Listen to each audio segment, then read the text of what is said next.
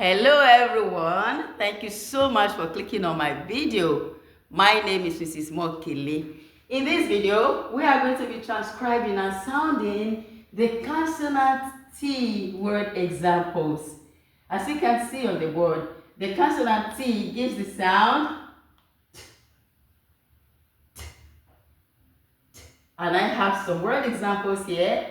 Look at as in teach, teacher, topic, table, tenant, touch, tight, take, total, today, and tango.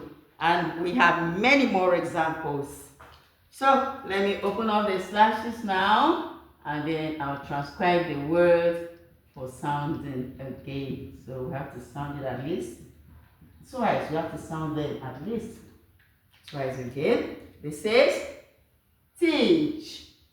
You bring in your E, your long sound, and your ch. These two sounds. And this one is T, ch, teacher. And this one is topic, ta, pick. And this one is table. And this one is tenant. And this one is touch. And this one is tight.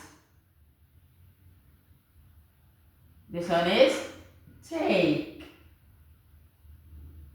This one is toe. Total. And this one is day. And this one is tango.